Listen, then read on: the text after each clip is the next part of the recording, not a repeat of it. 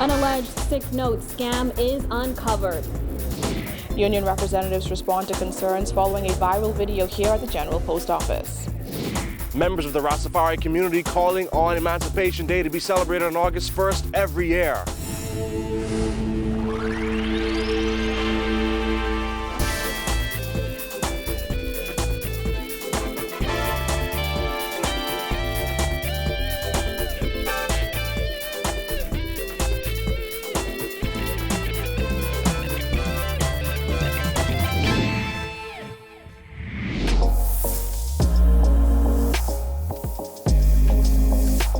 Our News is brought to you by Alive.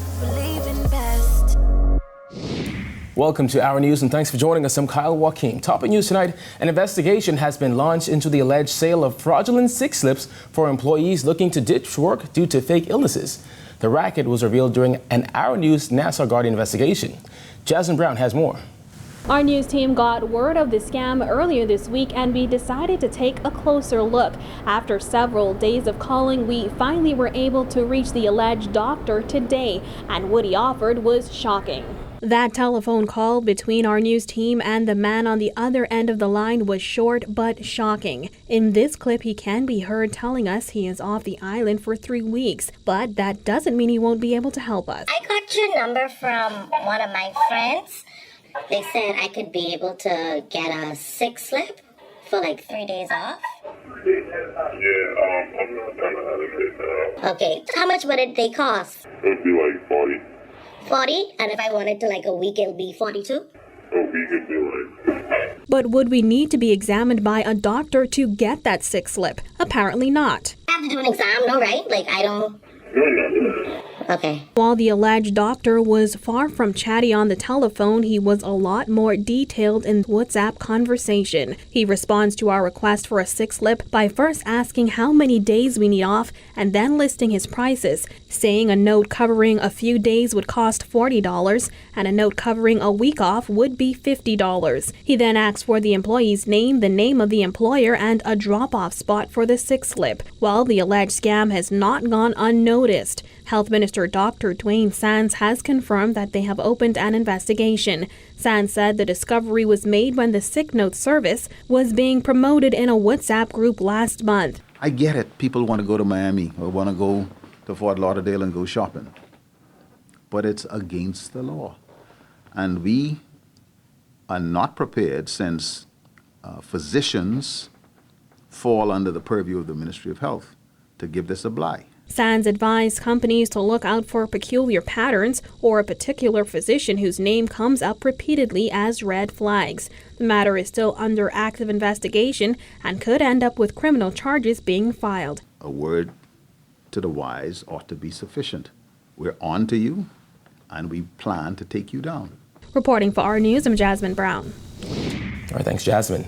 A fault in the pipeline of the fire prevention system is to blame for water incursion in the mail sorting area of the new General Post Office this morning.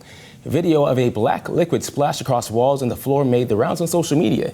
It comes 2 months after the post office was relocated to Town Center Mall. With more on this, here's Giorgio Bain.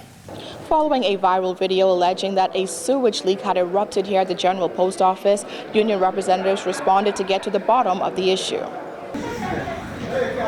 This video shows a black liquid splashed across the walls and floor of the sorting room in the new General Post Office, located in the Town Center Mall. The liquid also soiled mail bags, sorting trays, and envelopes. A pipe is also seen hanging from the ceiling. Bahamas Public Services Union President Kimsley Ferguson said it happened during testing of the fire system. I was advised after I spoke with Mr. Mahadi, one of the managers here at the post office, that there was some testing being done to the fire extinguisher sprinkler lines, and apparently a cap or joint blew off from the line, resulting in water emanating from it. Hence, it splashed all over the walls. Some of the mails got wet, and one of 2 persons or employees' clothes were soiled. Amid speculation that the dark liquid is sewage, Ferguson sought to find out. Well, I would have asked one of the maintenance persons whether or not it was sewage, and he advised that it was not sewage, that it was something from the water extinguisher. However, there was a concern that the water coming from the extinguishers are so black. So I don't know, but I didn't smell a stench coming from anything that I saw in the bath. This setback comes just 2 months after the General Post Office was relocated to the Town Center Mall. It became the center of controversy after government decided to rent space in the mall, which is partly owned by then Cabinet Minister Brent Simonette and his brother, for $900,000 a year. This controversy is the basis of a no-confidence vote the opposition plans to bring against Prime Minister Dr. Hubert Minnis when parliamentarians meet in October. As for today's issue, Ferguson said, though he is satisfied that the issue has been corrected, he criticized the timing of the testing. Why did they choose to test the line while persons were in the work environment? Reporting for Our News, I'm Georgie Bain. Well, Minister responsible for the post office, Renwood Wells, said in a statement before the post office was relocated to the mall, the sprinkler system tested successfully. However, upon conducting hydraulic tests, the pressure caused 2 pipes to separate. Wells said the breach caused water damage to a limited amount of male and wet some staff members. He added the pressure valve was immediately shut down and the landlord and contractor worked quickly to repair the fault. Well, former Transport Minister Gladys Hannah Martin slamming deplorable conditions at Pardusky Dock. She is asking why previous plans were shelved. We agreed an overall redevelopment plan, which had begun and which you see the evidence of it out there now. I don't see what they've done since. When Our News visited Pardusky Dock yesterday, the garbage was inescapable. From old boat parts to household appliances, it was hard to miss despite a large no dumping sign. Transport Minister Renwood Wells said it was something he would look into. However, the former minister said it appears government isn't following through with plans for Pardusky Dock. A freight depot, so that freight would no longer go onto the dock. That freight would be unloaded and placed in a depot and then be rationalized to the mailboat operators in accordance with who was supposed to get what. And then there should have been other logistical, operational matters that would have created greater efficiency. In addition to the garbage, derelict vehicles could be seen near overflowing garbage containers.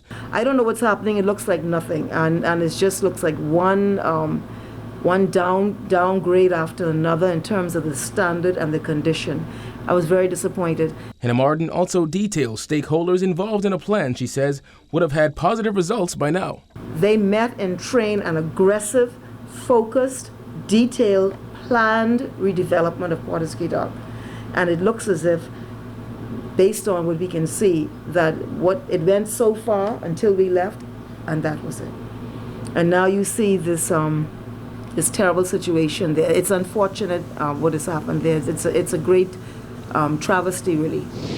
12 illegal Haitian migrants and 1 American man believed to be in possession of suspected marijuana were apprehended in the Grand Key, North Abaco area around 7:30 this morning during a joint operation between the Immigration Department, Customs Department, and Royal Bahamas Defense Force. They were transported to Grand Bahama, where the illegal migrants were turned over to immigration officials there, and the American was turned over to the Police Force Drug Enforcement Unit. Well, a group of Rastafarians is urging government to recognize the Emancipation Day holiday on August 1st and not the first Monday in August. The group insists it is a matter of respect.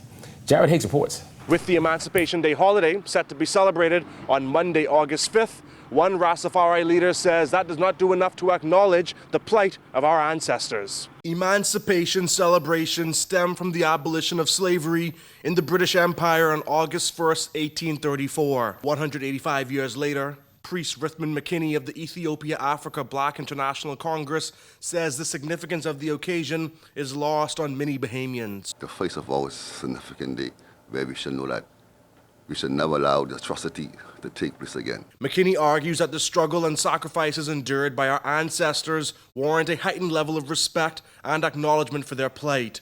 Pointing to a holiday like Christmas, which is celebrated on December 25th every year, McKinney blasted government for its policy of celebrating Emancipation Day on the first Monday in August. Emancipation is on the face of August, not the first Monday in August. In fact, he says the whole topic of emancipation is downplayed instead of celebrated. The Rastafarian leader wants to see that change, and he wants the topic highlighted boldly on the school curriculum. I never was taught about emancipation in school. And my kids, when they come home, they don't speak about emancipation. It's only what we tell them.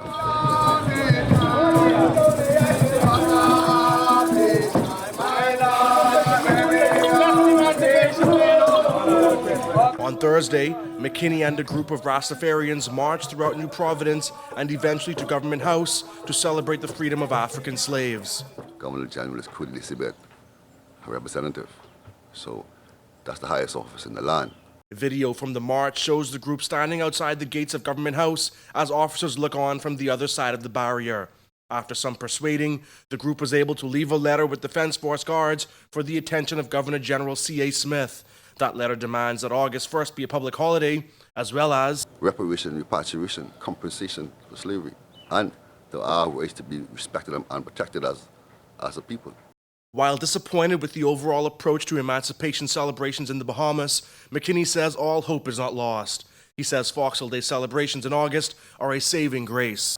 The John Canoe, the food, the culture. According to the British National Archives, it is estimated that 3.1 million slaves were transported to the Caribbean by Britain. Reporting for Our News, I'm Jared Higgs. All right, thanks, Jared. Still to come, Bahamians not surprised by the high rate of sexually transmitted infections. Plus, a look at the brain drain effect. Stay tuned.